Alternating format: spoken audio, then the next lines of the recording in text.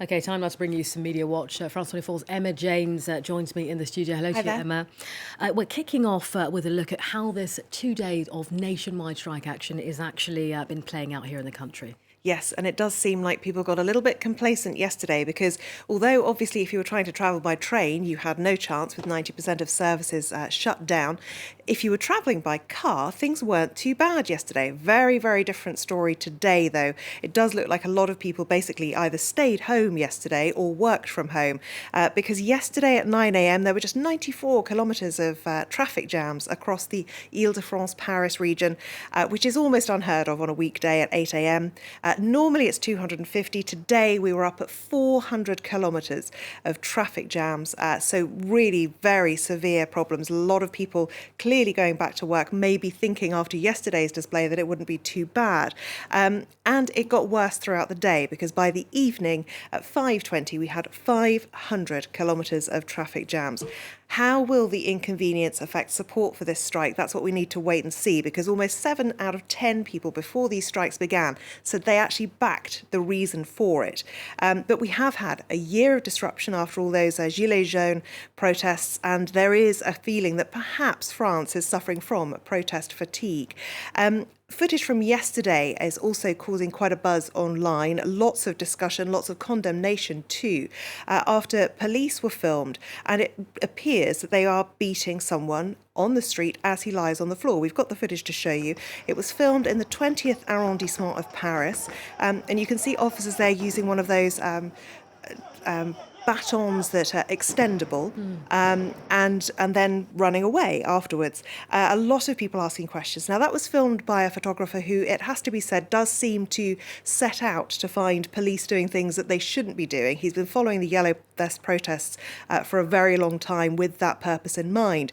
But as this person says, there was no arrest made here. So this guy who was attacked had not committed a crime. And he says he's going to block anyone who starts talking about the black bloc, because a lot of people saying, we don't know the context, we don't know what happened first. Maybe he was one of those people who isn't part of the genuine protest, just sets out to smash things up, the black bloc as they are known here in France. What is a question, I suppose, to ask is there any kind of context that would make that kind of behaviour from police officers acceptable?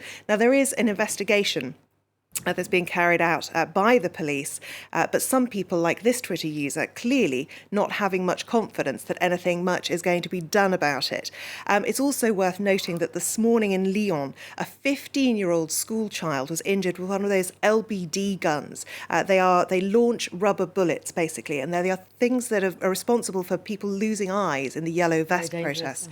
He was hit in the cheek, and it appears that the police actually charged this group of school children who were protesting. So there are going to be a lot of questions asked about that, an investigation underway into that one too. All right, well, there are plenty of other far less serious controversies as well, getting a lot of attention on social media, including the work of one of France's best-known cartoonists. Yes, the Le Monde cartoonist, Plantu, was trending most of today. The centre-left paper seemingly taking a very right-wing stance on these protests, at least with Plantu's cartoon at any rate. It is open to interpretation, but what it appears to show to my eyes is Philippe Martinez, the man who leads the CGT, the best-known union leader in the whole country. And you do have to wonder, does Plantu want to see him beheaded? Because there he is on the left-hand side. Notice he has a blank placard, suggesting perhaps that he has no message and maybe no legitimacy to his protest. On the right-hand side, you see him, obviously he has a handlebar moustache. His moustache is being used as the handlebars of a bike.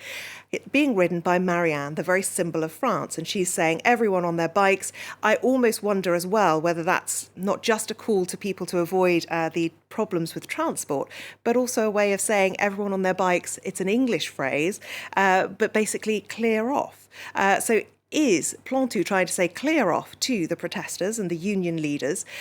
Certainly a lot of people not happy at all about this particular cartoon. This Twitter user saying it's stupid and perhaps it's time he considered retiring. Interesting, given that this is a strike about retirement pay. This person has come up with a little image to go with it. Behold our newest caricature. Are you sure people will get the joke? What joke? Asks Plantu at the bottom there. One other thing, in case you missed it, a case of very unfortunate timing from France's finance ministry. Yesterday, they have now deleted this tweet, but right in the middle of this protest by 806,000 people across the country, they decided to tweet about the end of the year's approaching. Follow our advice for how to choose and keep your champagne. Now, they have deleted it. The link there is still there to their website, though, if you do want their advice on such frivolous matters. OK, well, bad timing, but yeah, perhaps people will take notice a bit further on. We've got obstacles to overcome.